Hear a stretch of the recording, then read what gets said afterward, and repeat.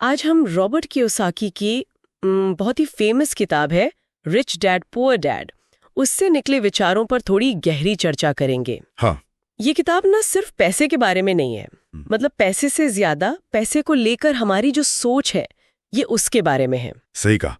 और ये कहानी है दो पिताओं की, है ना, दो बिल्कुल अलग दुनियाएं। हाँ, एक तरफ है पुअर डैड, जो मतलब पढ़े लिखे हैं या अच्छी सरकारी नौकरी में है, सुरक्षा पर बहुत जोर देते हैं। बिल्कुल पारंपरिक रास्ता जिसे कहते हैं। हाँ। और दूसरी तरफ है रिच डैड, वो 8वीं पास हैं लेकिन बिजनेस करते हैं और उन्होंने निवेश से, सही वित्तीय आदतों से काफी संपत्ति बनाई। तो ये दो अलग अलग जीवन दर्शन हैं बेसिकली। और कहानी की शुरुआत भी थोड़ी कह सकते हैं अलग तरह से होती है। कियोसाकी बताते हैं कैसे उनके रिच डैड ने उन्हें और उनके दोस्त को बचपन में बहुत ही कम पैसों पर काम पर रखा था। हाँ, वो सुनने में अजीब लगता है शुरू में करते। सही। रिच डैड की सलाह थी पैसे के लिए काम मत करो, पैसे को अपने लिए काम करने दो। बिल्कुल। और ये एक बहुत बड़ा चौंकाने वाला दावा है पहली बार सुनने में। रिच डैड का तर्क ये था कि ज्यादातर लोग क्यों नौकरी करते हैं? डर की वजह से। डर? कैसा डर? गरीबी का डर, नौकरी ना मिलने का डर, बिल ना चुका पाने का डर।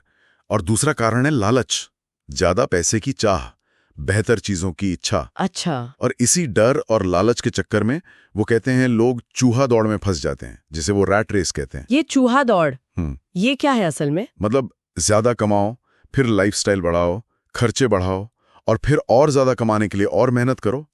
ये एक अंतहीन चक्कर है। हाँ, मतलब कभी भी आप आर्थिक रूप से सच में स्वतंत्र नहीं हो पाते, बस भागते रहते हैं। एग्जैक्टली। पैसा आता है और चला जाता है, आप पैसे के गुलाम बन जाते हैं, मालिक नहीं। तो फिर इस चूहा दौड़ से निकलने का रास्ता क्या है? किताब क्या बताती है? क्या सिर्फ ज्यादा मेहनत करना या अच्छी डिग्री लेना काफी है? रिच डैड के हिसाब से नहीं। मतलब मेहनत जरूरी है लेकिन काफी नहीं। रास्ता है वित्तीय साक्षरता, फाइनेंशियल लिटरेसी जिसे कहते हैं। वित्तीय साक्षरता मतलब पैसे की समझ।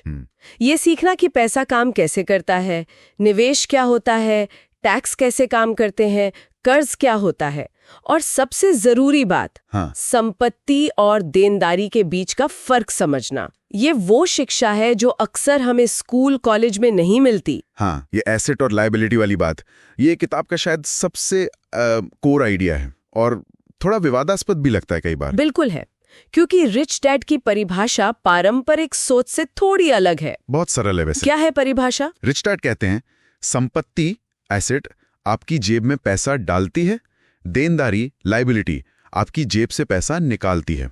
बस इतना ही। इतना सरल। तो मतलब जो हम घर खरीदते हैं लोन पर या बड़ी गाड़ी लेते हैं, वो संपत्ति नहीं है। रिच डैड के अनुसार अगर वो आपकी जेब से लगातार पैसा निकाल रही हैं, जैसे घर का लोन, मेंटेनेंस, गाड़ी की किश्त, बीमा, पेट्रोल, तो वो आपकी देनदारी है, संपत्ति नहीं। ओह, ये तो काफी लोगों की सोच के उलट है। लोग तो घर को सबसे बड़ी संपत्ति मानते हैं। हाँ, मानते हैं, लेकिन अगर वो घर आपको किराया कमा कर नहीं दे रहा या उसकी कीमत बढ़ने के बजाय आप उस पर खर्च ही कर रहे हैं, तो वो आपकी जेब से पैसा निकाल रहा है। रिच डैड के लिए असली संपत्ति वो है जो आपके लिए पैसा कमाए। तो फिर असली संपत्ति क्या हुई?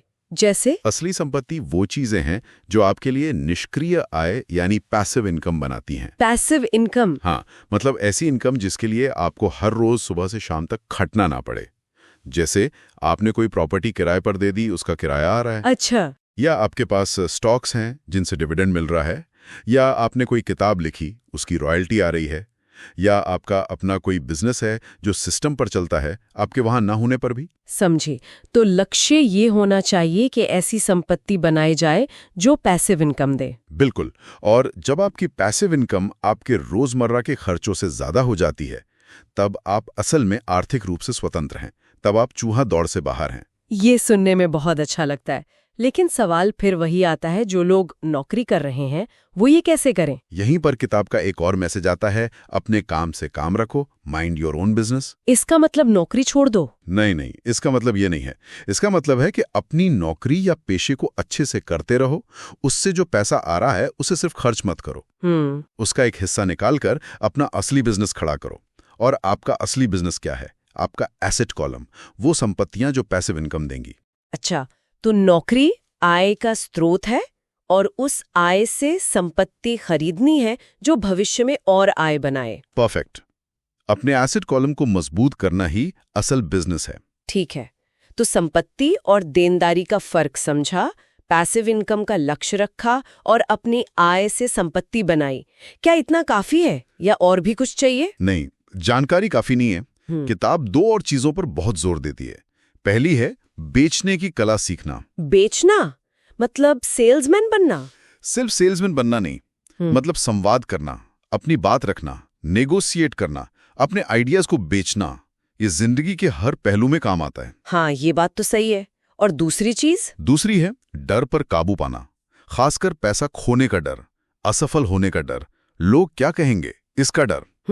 ये डर तो रोकते हैं लोगों को। बिल्कुल।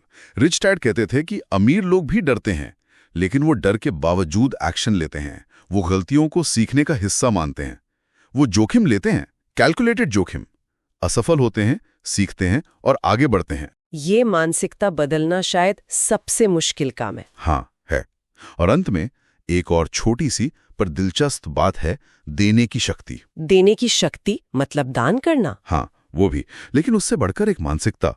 रिच डैड का मानना था कि जब आप खुले दिल से देते हैं, चाहे वो ज्ञान हो, समय हो या पैसा, तो वो आपके पास लौट कर आता है, अक्सर कई गुना होकर। ये अभाव की सोच से निकलकर प्रचुरता की सोच अपनाने जैसा है। ये काफी दिलचस्प है। तो कुल मिलाकर अगर हम देखें, रिच डैड पुअर डैड कोई जल्दी अमीर बनने की स्कीम वाली किताब नहीं है। बिल्कुल नहीं। ये असल में पैसे को देखने का हमारा चश्मा बदलती है। हाँ, ये हमें पारंपरिक सोच से कि बस अच्छी नौकरी ढूंढो और सुरक्षित रहो, उससे आगे बढ़ने को कहती है। हाँ, ये कहती है कि वित्तीय शिक्षा लो, समझो कि पैसा कैसे काम करता है, संपत्ति बनाओ और पैसे को अपने लिए काम पर लगाओ। ये मानसिकता में बदलाव लाने वाली किताब है। सही कहा। और ये वाकई हमें सोचने पर मजबूर करती है। हम जो मेहनत से कमाते हैं, उसका हम कर क्या रहे हैं? क्या हम उससे देनदारियां खरीद रहे हैं जो और पैसा खाएंगे, या हम संपत्ति बना रहे हैं जो भविष्य में पैसा लाएगी? अगली बार जब भी पैसा हाथ में आए, चाहे सैलरी हो या बिजनेस इनकम, ये सवाल खुद से पूछना चाहिए, इस पैसे से सिर्फ खर्च करने के बजाय और पैसा कैसे बनाया जा सकता है? क्या पता है, शायद यही एक सवाल जिंदगी की वित्तीय दिशा बदल दे। बिल्कुल, शायद यही सबसे बड़ा सबक है इस किताब का।